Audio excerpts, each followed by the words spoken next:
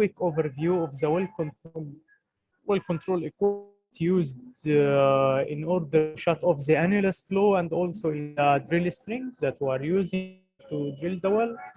And last but not least, we're going to have an overview on some of the API standards that drilling we are referring to in order to follow recommended standards that enable us to access energy safely. Let's start first by having an overview of the latest well control instance. I am just joining here some link for the IOGP website, iogp.org/store. So if we go to this website here, let me just minimize the screen in order to be able to toggle. Yes. If you are someone who is interested in understanding well control, you need to visit IOGP website and check, just explore the website and check their publications, because they are publishing some publications that are essential for our industry, like recommended practice on key performance indicators, the life safety rules, and other publications related to the training of the IWCF and IADC to follow. So if you are attending an IWCF course or IADC well sharp course, you are following the IOGP standards in this training. So if you're, for example, attending a level 3 course, the syllabus of this level 3 is based on the IOGP recommendations. Who should attend this training and what are the outcomes of this training, and who will be responsible to apply the learning of this training. IOGP is the organization that establishes these standards. So I will post these links in the chat. Yes, sure. And I don't know if the sound is disrupted for everyone, but I think that's connection issues. And also someone telling that there is a background noise. If you can mute everyone, please administrate. So this is for the IOGP publication. I will list all these links either on a Skill Up page after we finish the session, or in the chat if we catch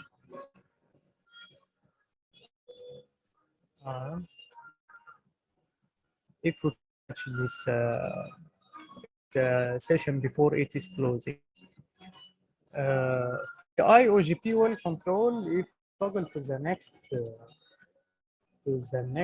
tab here, you're gonna find some resources regarding the well control incidents, competency and training, well control system, sub-well response, well standards, and you are gonna find here a 6 minutes video that I'm interested to watch this video with you. So I'm sure I am sharing system sound. If I can share system sound for you to share sound, yes. So let me mute myself and watch this video together, this 6 minute video, which is a very good introduction to control world in order to have a basis for the next discussion.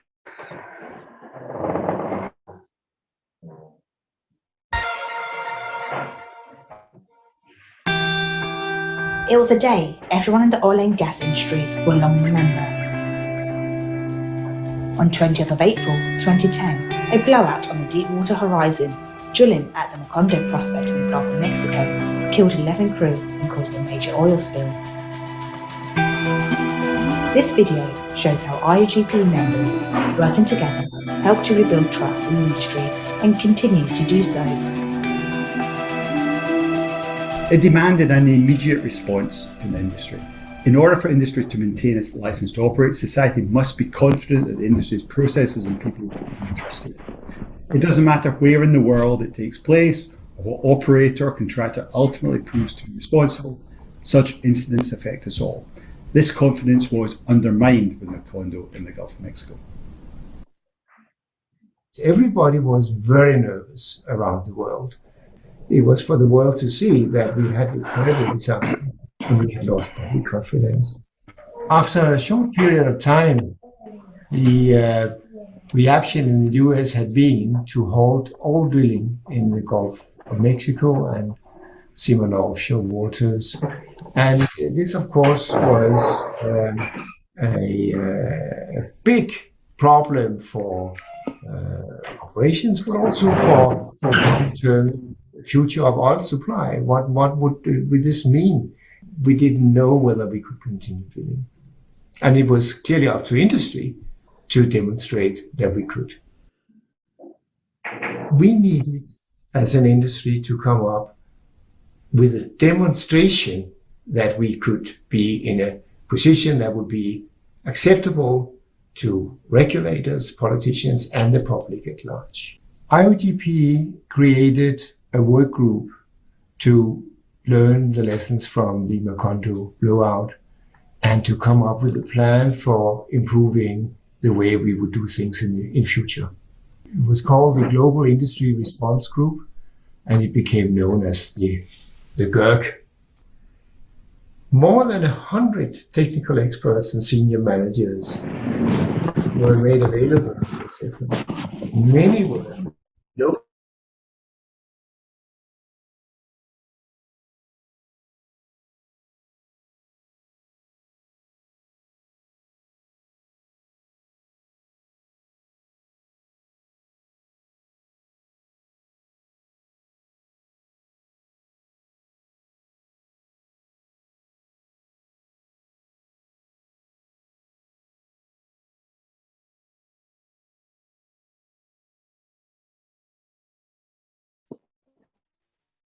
And deliver improved capping response with a range of equipment for shutting in wells, to design additional hardware for the subsea injection of dispersant, and to further assess the need for and feasibility of global containment solutions. The Oil Spill Response Joint Industry Project, to manage the recommendation on oil spill response, develop new recommended practices, improve understanding of oil spill response tools and methodologies, and to enhance coordination between key stakeholders internationally.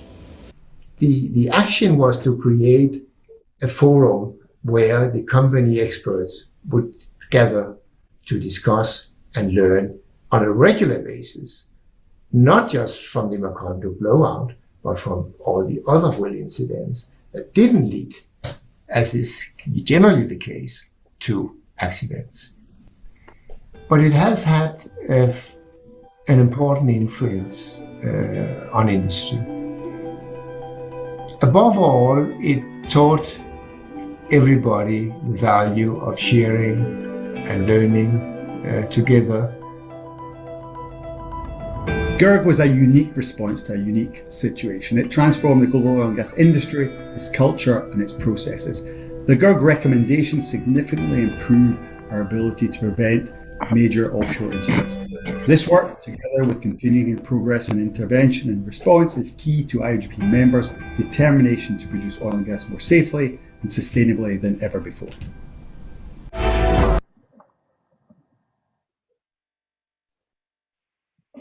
Yes. I hope that this video has just transferred to you how the IOGP is a very important organization and association in our industry. I remember when I have been accredited as a well control instructor, the first question that the instructor asked us if we are aware of what is IOGP.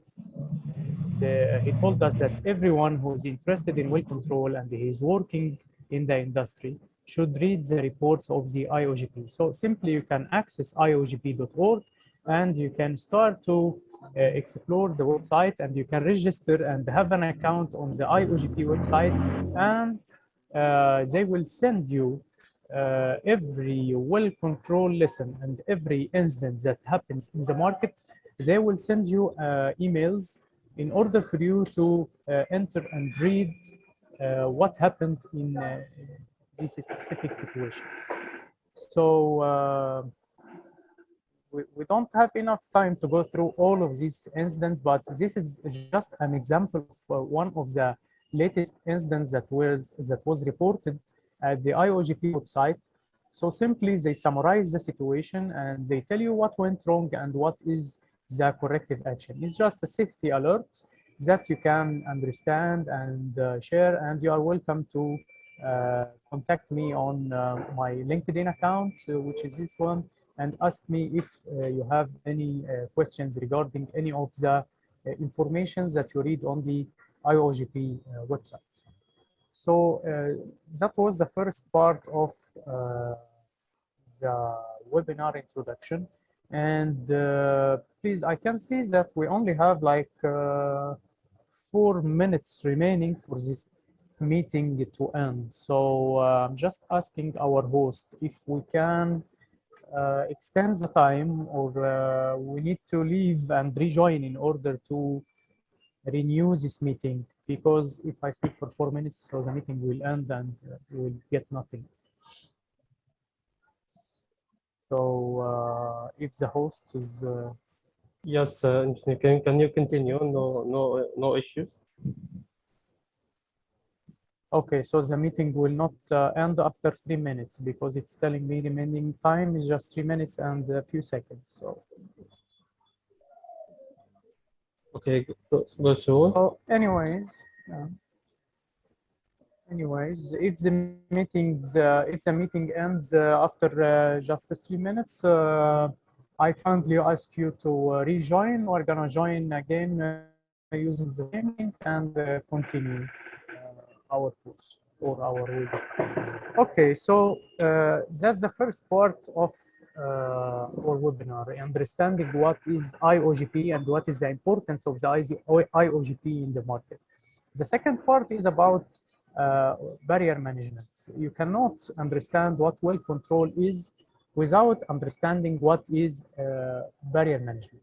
If you go to IWCF website, iwcf.org, you're going to find a document called IWCF Barriers Definition. It's the version of January 2022. This one, IWCF Well Control Barrier Definitions.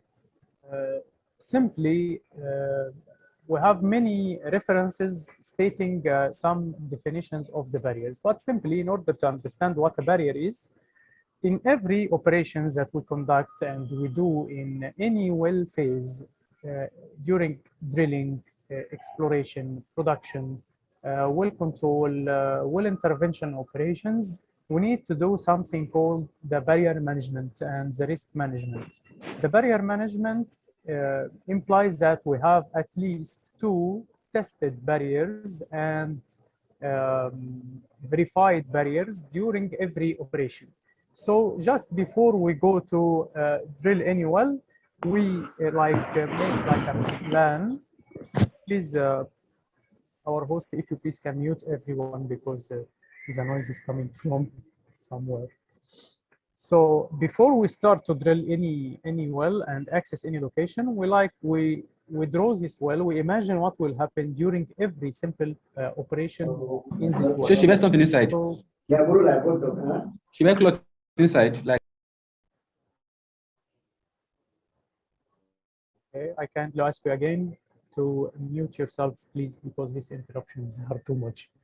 So we ask ourselves, what is our primary barrier in the well? What is the first well barrier? What is the first object that will be protecting us from having any flow from the well? Like, for example, during the drilling operation, our primary well control barrier is the hydrostatic pressure of the drilling fluid inside the well. And if we lose this hydrostatic pressure, we then use the blowout preventer along with some other barrier elements that constitute something called a barrier envelope. So, for example, if we have the BOP closed and the wellhead below the BOP is leaking, so the BOP then is nonsense. So it is useless to close the BOP and to have some barriers leaking from below the BOP. So we identify what is our primary barrier and we identify our secondary barrier and we ask ourselves, so if I lose a key and yeah, someone was trying to draw on the screen, so thank you for this remark. So if we have a return increasing from the well, so this paddle increase and the mud tanks increase, which means that we have a positive indicator of a well-controlled situation. We have another warning signs during drilling that we use, but they don't give us confirmed 100% probability that we have a kick from the well.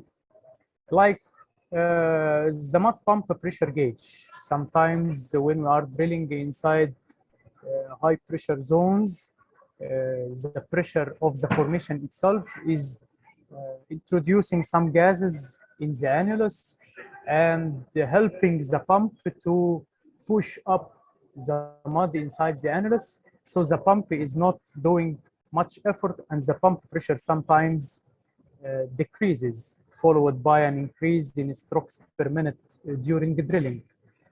Sometimes also when we go into transition zones, the rate of penetration or the drilling speed, how many meters per hour or how many feet per hour, are also increasing significantly. We call this a drilling break.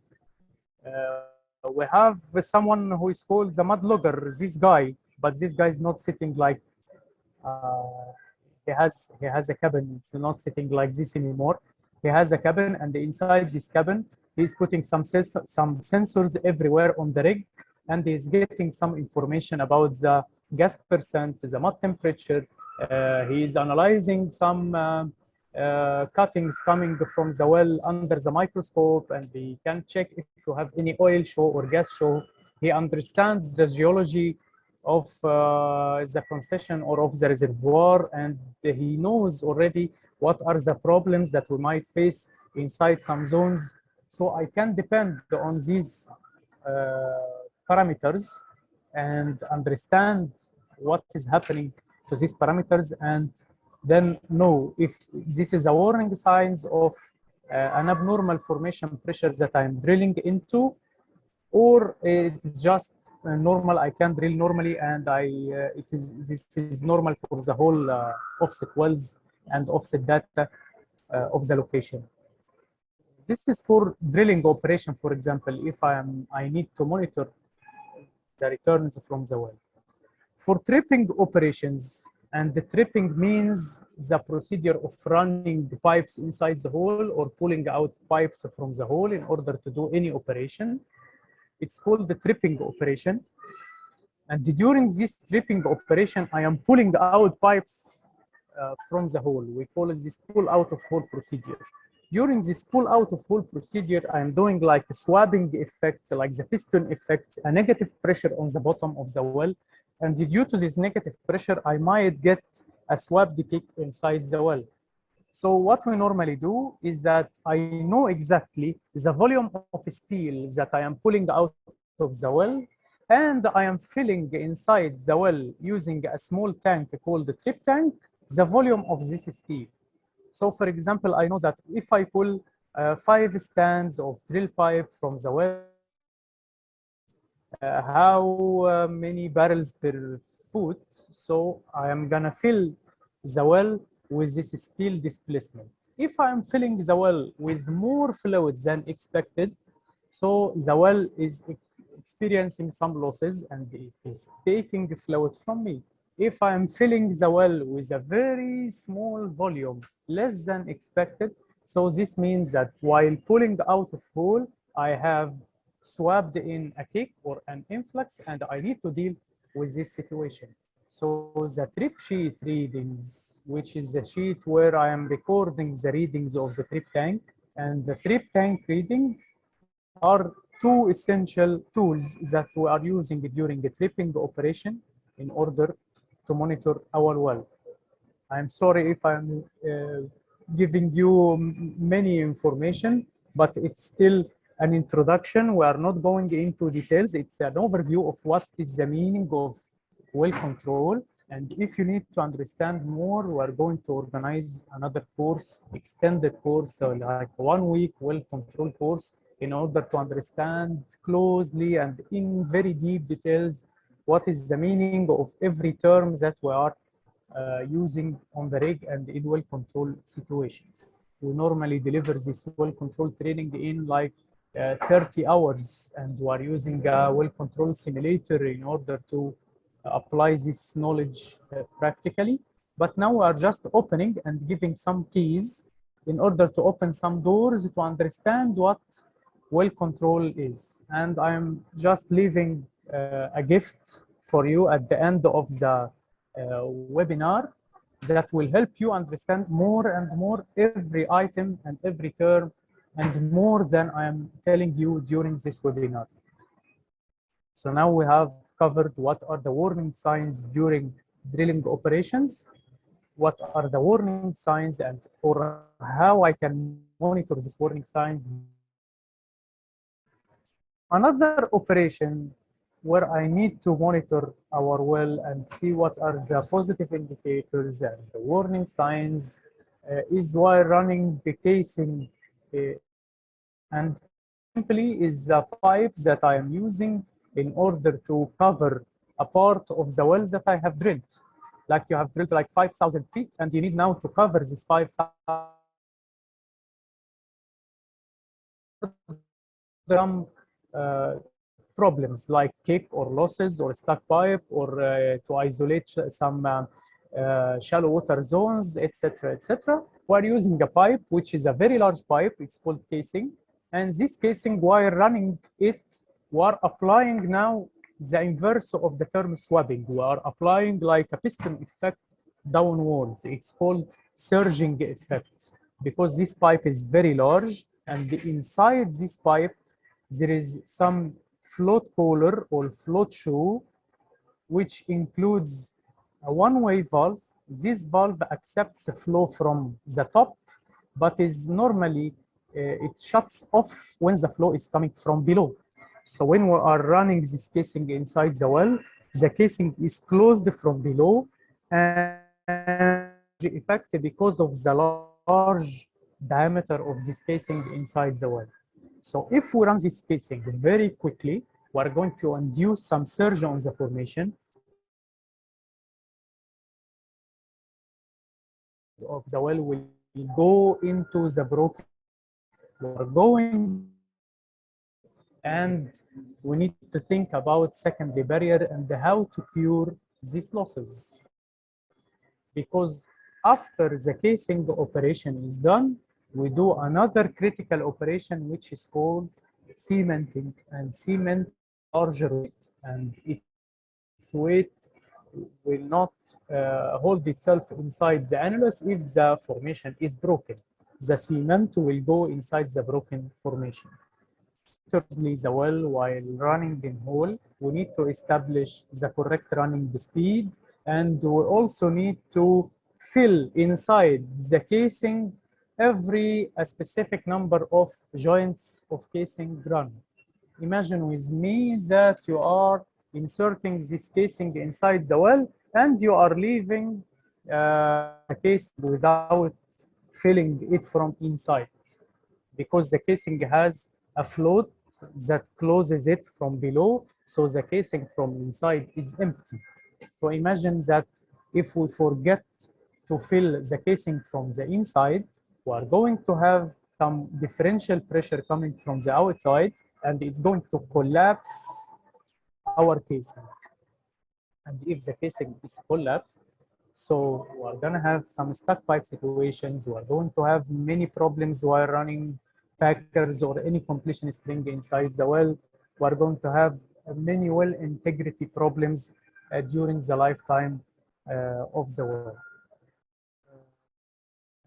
Thanks for the people who want to ask some questions, but like the host is telling you, if you please can drop your question inside the chat, and I will answer you in the last 10 minutes. So we don't have too much time.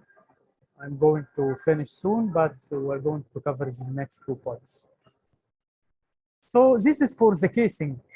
And lately, in the latest industry inventions, they have invented something called the self-filling float cooler or self-filling float valve, which is a float valve that is normally open during running casing.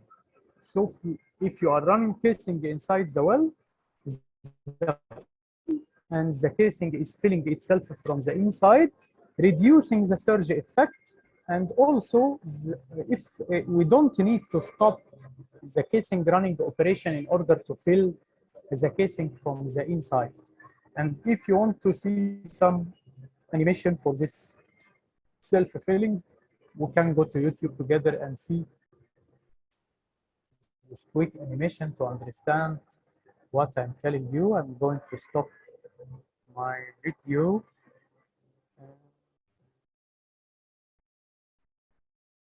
Open this animation here on YouTube.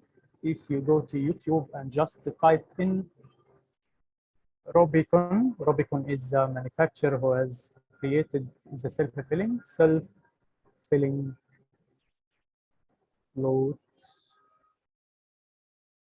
The first video that will appear is for this animation.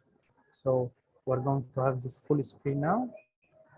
So now I am running the casing normally with the float open. So the casing is filling itself from the inside.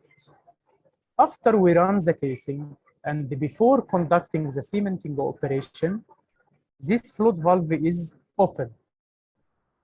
We pump cement inside the casing and get it inside the annulus, and the float valve is open. The cement, by its weight, it will start to U-tube and come from the annulus and enter again inside the casing. So I don't need this U-tube to happen. I need to isolate the inside of the casing from the outside of the casing. So we drop a ball inside the self-filling float like that we will see now.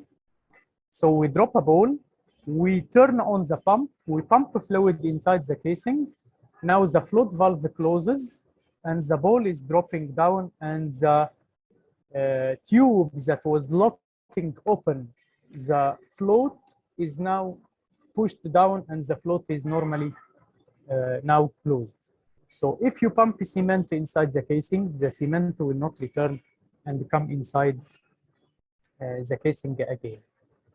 So this is called the self-filling float.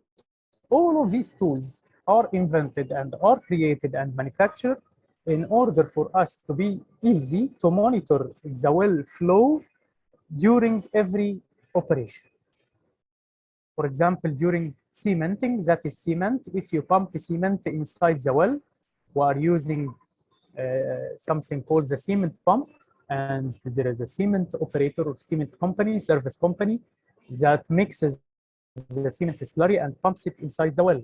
So they are pumping something inside the well, which is something new that wasn't already mixed in our tanks. They are pumping it inside the well, and we are having all of the drilling fluid that was inside the well is coming back to our tanks.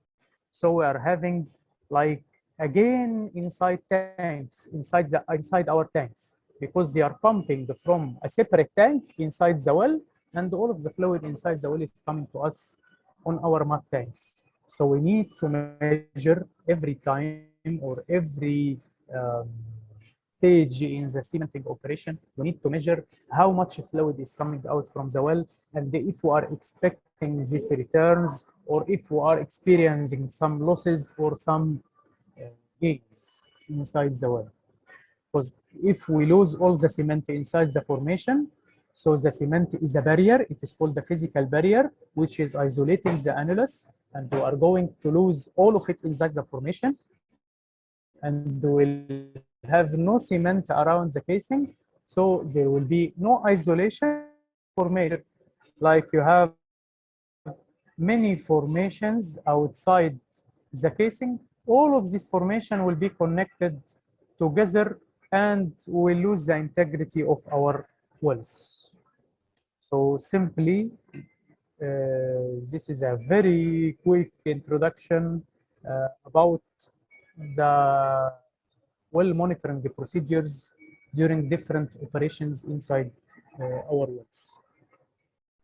So for the well control equipment and the industry standards, if we are going to you are going to attend well control course, we are going to speak about every single item of these equipment. We have something called the blowout preventer, which is below the BOP, the rig floor here. This one. This is the blowout preventer. And this blowout preventer is composed of many items or many elements, something called the annular preventer, the top ram, the shear ram. Every item of this is closing or shutting off the flow around our tubes. And this BOP is working hydraulically or operated hydraulically through another unit, which is called the BOP control unit. And this BOP control unit have some specifications. And if we are having a tick or some gases coming from the well during drilling, we direct this fluid through something called the choke manifold. And after this choke manifold, we take the returns to our mud gas separators and then back again to our mud tanks. We don't have much time in order to cover each of these single item. As I told you, we cover normally this during like at least 20 hours or 30 hours in order to cover each item. But we are just unlocking or opening some doors or some locked doors to understand what's happening inside this well control wall. These items are used in order to control the flow coming out from the annulus, from outside our pipes. If I need to shut off the flow from inside our pipes, we use what we call the drill pipe safety valve, which is the one in the middle. This is called the drill pipe safety valve. It is simply a valve that we install on top of our pipes and they close it using a key. And this is a ball valve that shuts off the flow. And there is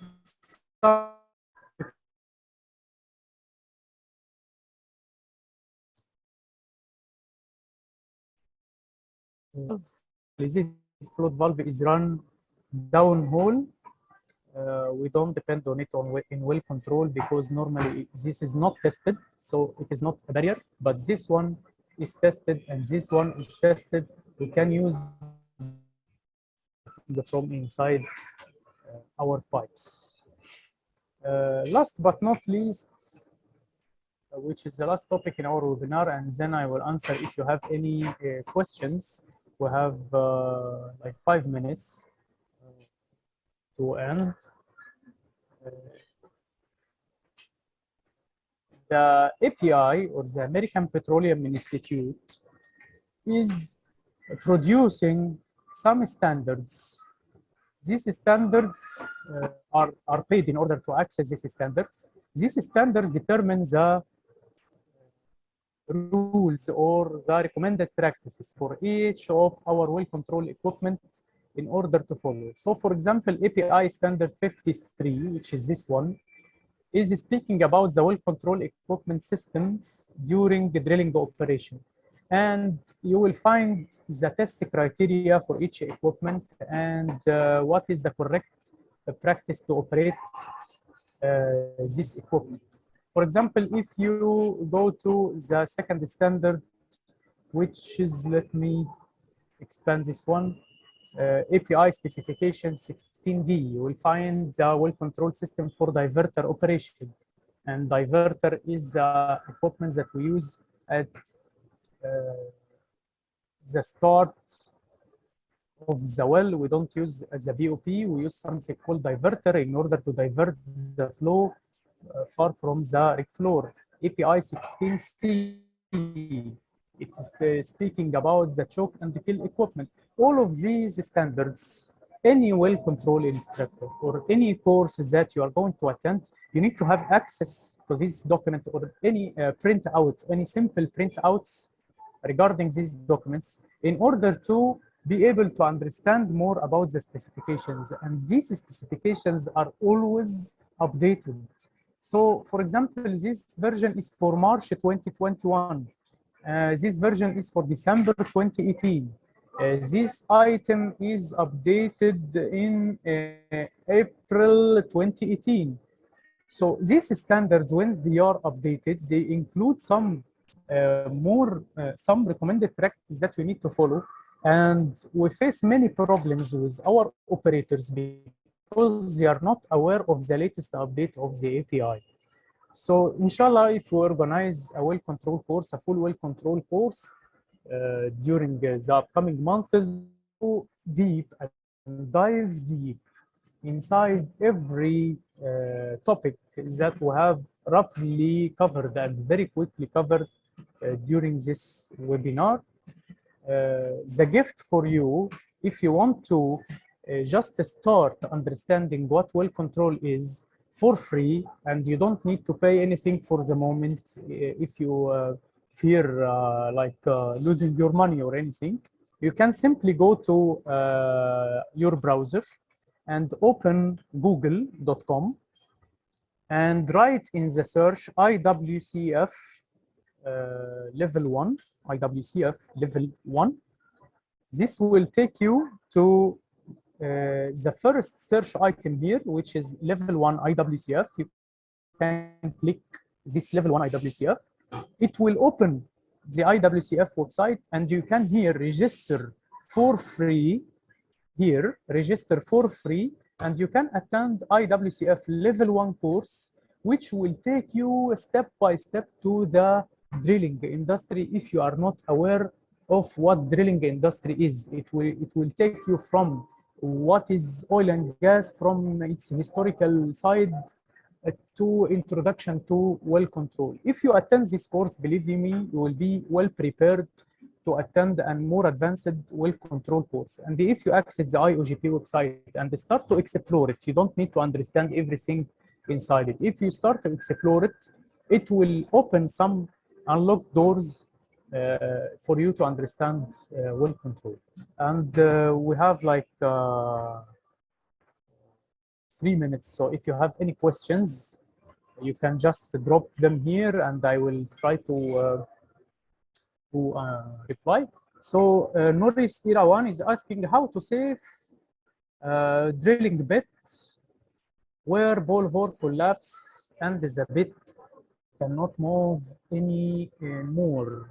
So what I understand is that this question is regarding stuck pipe. If you are having a stuck pipe and the well bore collapse and we need to move this, so this is out of the topic, but in order to reply to your question, this is called the pack off stuck, and the pack off stuck is normally when the borehole is collapsing around our drill string.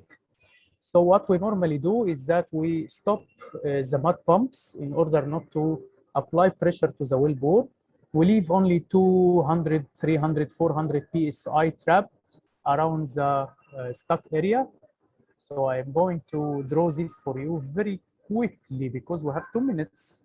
So imagine with me that you have your drill string like here, and there is a collapse due to well bore collapsing around the pipe. So, and this is your drilling bit, and all of these are collapsing around the drilling bit. We normally stop pumping. We keep like 200, 400, 500 PSI trapped in this area using our mud pump, and we start to move our drill string in the reverse direction before we get stuck. So if you got this stuck while pulling out of hole, you normally run in hole. If you got this stuck while doing a connection, you normally pull out and you release the torque of the string and start to take some marks on the drill string in order to be able to move. Mandiam, could you please clarify the usage of annular BOP and RAM BOP and when to use each of them? The annular BOP and RAM BOP both can be used interchangeably. The annular BOP simply gives you the ability to close around any size of pipe, but the RAM BOP closes around a specific size. So if you have a pipe of 5-inch OD, you need to have a RAM BOP that closes around these 5 inches. But the annular BOP can close around 5-inch, 7-inch, 9-inch, 3.5 inch, according to its size. But any of them can be used if they match the pressure coming from the well. So I see that do they change drill bits according to formation? Yes, they change drill bit according to formation. It depends on the formation drillability and the experience. Please come again with explanation of barrier envelope. Yes, barrier envelope is simply if you have blowout preventer, we have this